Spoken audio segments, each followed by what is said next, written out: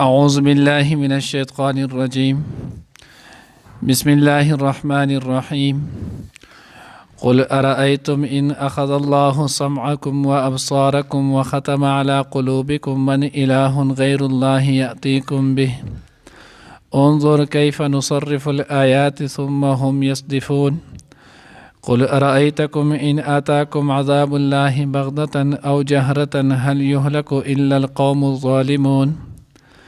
وما نرسل المرسلين إلا مبشرين ومنذرين فمن آمن وأصلح فلا خوف عليهم ولا هم يحزنون والذين كذبوا بآياتنا يمسهم العذاب بما كانوا يفسقون. نننی درس کی ان شاء اللہ العزیز سورۃ انعام پارہ نمبر 7 رکوع نمبر 5 آیات نمبر 46 47 48 49 سلور آیاتونه چې دی نو هغه به ویلی کېږي. نننی درس چې نو هغه انتهایی آسان دی. تفسیر چې نو هغه د څو کرته تیر شوی دی. اوس دې آیات کې الله جل جلاله فرمایي اے پیغمبر علیہ السلام تو ورته ووایه که چېرته الله رب العزت ستاسو سمه اورېدلو ماده والابصار د لیدلو ماده د دواړه ستاسو نه چې نو الله پاک اخذ کې وایخلي وختم علی قلوبکم او ستاسو په زړونو باندې چې نو الله پاک مهر وهي چې تاسو د ښه او د بد تمیز نو هغه ورک شي. نو آیا من اله غیر الله یأتیکم به د الله نه ما سوا بل داسې څوک چې نو شته داسې بیا بل یو ذات شته چې د هغه تاسو له دا درکړي. نو لازمي خبره ده چې د دې جواب چې نو هغه په نفي کې راځي چې نه د الله نه ما سوا بل هېڅوک داسې نشته چې د هغه دا کارونه وکړي او په دې باندې الله رب العزت هر قسمه قادر دی. داسې هم قادر دی الله رب العزت چې هغه د چا چې نو هغه غوږ وي او د اورېدلو ماده دې صرف کړي. داسې ډېر شی موږ په خپل معاشره کې نو ښکلي غوږونه یې ښه برابر یې زه غوږ چې کم ځای نو هغه حلیده دا ټوله موجود دي خو د هغې نه دننه د اورېدلو چې کومه ماده ده الله پاک دې هغه اخیستې وي. کله داسې هم وي چې د انسان دغه غوږ الله رب العزت د سره پیدا کړی نه بالکل هموار چې دی نو هغه وي. نو الله په دې دواړو باندې الله ته قوت شته که د غوږ دا صورت والا الله پاک ورکړی اواز یې دی اخیستی خلک دنیا په هغې کوشش وکړي خو هغه ورته نشي حاصلی دی او بعضې داسې چې الله رب العزت دی نو هغه دغه حلیه دغه صورت والا هم واخلي و ابصارکم او ستاسو نظرونه الله پاک چې دی نو هغه واخلي. نو کله داسې وي چې الله پاک د انسان چې دی نو هغه د سترګه دا بالکل هموار چې دی نو هغه پیدا کړي په دا پکې د سره د سترګې چې دی نو هغه لګي نه او کله داسې هم وي چې سترګه هم وي سترګې کې دننه ګاټې چې دی نو هغه هم وي د سترګه ښه غړېږي او بندېږي هم خو نظر چې دی نو هغه پکې نه وي. دنیا چې دی نو هغه خلک کوشش کوي خو د هغې کې نظر چې دی نو هغه نه وي. نو دا د الله رب العزت قدرت کامله دی چې الله یې چاله ورکړي نو څوک یې د اخیستی نه شي او د چا نه دی الله پاک واخلي نو بیا وله څوک ورکولی نه شي. وختم علی قلوبکم او مهر وهلی مهر چې نو الله پاک وهي ستاسو په زړونو باندې یعنې ستا د زړه نه چې نو د ښه او د بد تمیز چې نو هغه ورک کړي. کله تاسو وګورئ انسان چې همیشه په ګناه کې مبتلا کېږي نو د د زړه نه دغه صلاحیت چې دی نو هغه ختم شي. دی بیا د دې وجې نه دی په ښه او په بد کې تمیز نشي کولی. ځکه امام بخاري رحمه الله په دې باندې باب هم خو دغه دا وایي چې کله یو سړی زنا کې ګناه کې مبتلا وي په دغه وخت کې ایمان نه د نه ایمان اوچت شي د ایمان په نور سره انسان چې دی نو هغه د ښه او د بد چې دی نو هغه تمیز کولی شي. او چې کله د ایمان نور نه وي کمزوری نو د هغې په قدر انسان بیا د ښه او د بد چې دی نو هغه تمیز نشي کولی. بیا حضرت چې نو آل لیکلي وی دلته الله پاک د دې دریو شیانو چې دی نو هغه تذکره وکړه د اورېدلو د لیدلو او د زړه چې په هغې باندې چې نو انسان ښه او بد چې نو هغې کې امتیاز کوي. نو دا درې شیزونه دا الله پاک ولې ذکر کړل نو د دې دا چې نو د انسان په اعضاو کې ډېر لوی مقصودي شیزونه دي. کله چې د انسان په اعضا کې دا درې عضو چې دی نو هغه نه وي نو د دې په وجه باندې یا په دې کې یو کې هم کمې راځي نو د انسان د ډېر کارونو نه چې دی نو هغه د دین او د دنیا د کارونو نه چې دی نو هغه د محرومه کېږي د دین او د دنیا د خیرونو نه چې دی نو هغه محرومه کېږي بعضې کسان تاسو به اکثر لیدئ هغوی یاره ډېر ښه یم هر څه برابر خو اورم نه نو څوک چې نو هغه ډېر هر څه چې نو هغه قابلیت او مهارت هر څه چې نو هغه ډېرې خو لیدل چې نو هغه نشي کولی نو دا د الله احسان دی او الله نه ما سوا بل څوک شته نه چې هغه ورکړي انظر کیف نصرف الآیات وګوره څنګه الله رب العزت خپل آیاتونه بیانوي اړی راړی ثم هم یصدفون دی بیا هم د دغه نه وروسته چې نو هغه مخ اړی بل طرف ته ځي یعنی په کار خدا ده چې دوی د الله رب العزت دغه وحدانیت دغه قدرتونه چې نو هغه لیدلی او د الله د دغه قدرتونو نه وروسته دوی ایمان راوړی وي قل ارأيتكم ان اتاكم عذاب الله بغدة او جهرة دویم آیات کې وایي الله رب العزت وایي ورته وایي پیغمبره چې تاسو نو هغه څه پته درته شته که چېرته تاسو ته راشي د الله عذاب ناګهانه یا چې نو هغه په ډاګه یا تاسو ته مخکې نه د هغې نه پته وي او راشي یا که پته درته نه او ناڅاپه چې نو هغه راشي نو تاسو ته دا پته شته په دې کې به څوک هلاکېږي نو الله وی هل یهلک الا القوم الظالمون دې کې به نه هلاکېږي نه به الله پاک هلاکوي مګر قوم ظالمو ولې چې د یو ظالم د وجې نه د هغه د ظلم او د ګناه د دغې د وجې نه په نور خلکو به نور ښځو عذاب راتلو نو دا خو اصل کې د دغې انسان د عذاب دپاره راغلی دغه څنګه چې نو مشهور او معروف حدیث نه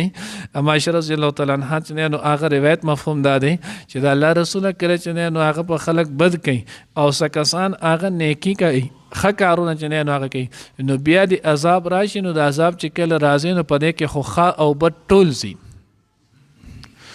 لکه مثال په تور کې کله چې سیلاب راشي نو سیلاب چې نو هغه دا نه کوي چې دا چې نو هغه ډمخانه ده دا ویسه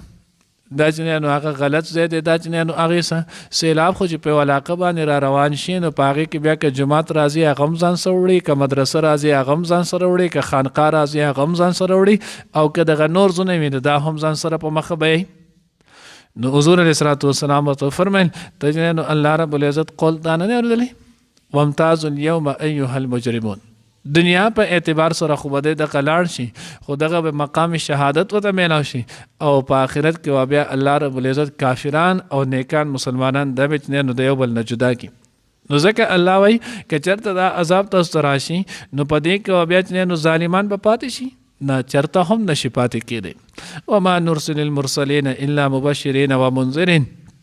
الله وایي مونږ چې نو پیغمبران نه دي لېږلي مګر د پاره د څه د زیرې ورکولو او د یېرولو کم کسان چې د الله حکم مني د الله وحدانیت مني نو مونږ د دغې دپاره پیغمبران لېږلي چې د خلکو له د جنت زیرې بشارت ورکوي او کم کسان چې د دې نه مخ اړوي اعراض کوي د الله حکم چې نو هغه نه مني د کم کارونه د الله پاک منع کړی دی او د هغې کارونو ارتکاب کوي نو د دغې کسان دپاره یېرونکي دي چې دوی ویری چې ګورې په دې سره بیا د الله رب العزت د ګریفو د الله پاک چې نو هغه د پکړ د الله د سزا چې نو هغه مستحق کېږي د دې کارونه چې نو هغه ځان وساته فمن آمن و اصلح الله وی چې د ایمان راوړو و اصلح او د ایمان نه وروسته اعمال صالحې وکړلو فلا خوف علیهم ولا هم یحزنون نو په دو باندې به نه څه یره وي او نه به دوی چې نو هغه غمجن شي کله چې انسان د ایمان راوړي نو لاول ایمان د دې وجې نه ذکر کړی دی چې د ایمان نه بغیر د انسان یو عمل چې دی نو هغه هم نه دی معتبر د انسان عمل خو اله معتبر چې نو هغه وي چې کله د ده سره ایمان هم وي او بیا د هغې نه وروسته اعمال صالحې ذکر کړل نو دې نه معلومه ده شوله چې صرف ګورې په ایمان هم کار نه کېږي که انسان غواړي چې زه د الله چې نو هغه د ګرفت نه بچ شم د الله د عذاب نه چې نو هغه بچ شم نو د دغې دپاره اعمال صالحه هم لازمي دي ولې د ایمان په دولت سره دی خو به یو نه یوه ورځ ضرور چې نو هغه به د جهنم نه وځي او د جنت به مستحق جوړېږي خو آیا د جهنم دغه سخت دی په قبر کې چې نو هغه کم عذاب سخت دی دا چې نو هغه څه معمولي دي دا د انسان د برداشت دی نو ځکه الله وی فمن آمن و اصلح چا چې ایمان راوړو اعمال صالحې وکړلو فلا خوف علیهم ولا هم یحزنون نه به په دوی باندې څه یره وي او نه به دوی غمجني. سکرت مخکې مونږ ویلو مونږ وی خوف هغه یری ته چې دی نو هغه ویلی کېږي چې هغه غیر اختیاري او دغه چې نو هغه د خپل ځان باندې وي او دغه چې نو حزن هغه ته ویلی کېږي چې هغه د بل دو چاته وجنوي